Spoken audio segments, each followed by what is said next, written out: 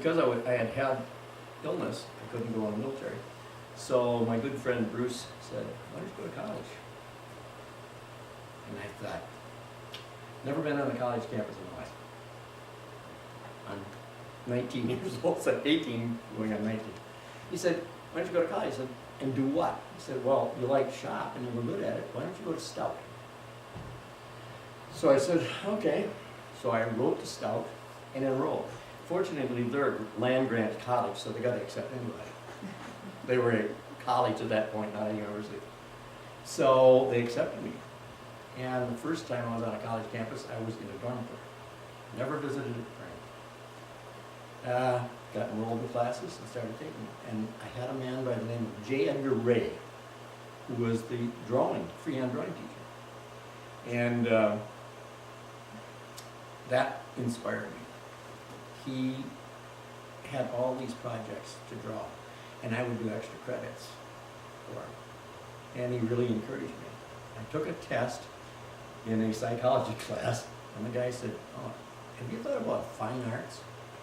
He said, you could do it in industrial art because you have that, but have you thought of fine arts? I said, no. He said, well, according to this, you'd be good in fine arts. I said, fine arts, what's that? Well, that's drawing and painting. So I said, well, where can I go? He said, well, there's latent art in Milwaukee. They have a program at the University of Wisconsin in Madison, and they happen to have one at Superior. Stout's going to have one in 5 years. I didn't want to wait around 5 years. So I didn't want to go to Madison. I visited there a couple of times as a kid, gone to the state capitol. I knew that was too big a city for me. I came from, my home was Gillett, 1,200 people, you know. So I said, well, I don't go to Superior. So I transferred to Superior. Needless to say, I had no idea about Superior. You realize how cold it gets there in the winter? You freeze your butt. But anyway, I got to go to Superior. And I did my undergraduate work there. Spent 3 years and 1 summer up there. Finished that and started teaching at Rice Lake. And it was an interesting thing. I had no plans to go anywhere near teaching. I was what you'd call a thorn in some sides when I was in school. And I made up my mind that I was not going to do anything with school. But I'm sitting in Superior in the student union, and Dr. Krake, the head of the department, said, say, Krake, what are you going to do with your life? And I said, well, I don't know, I'm going to look for a job.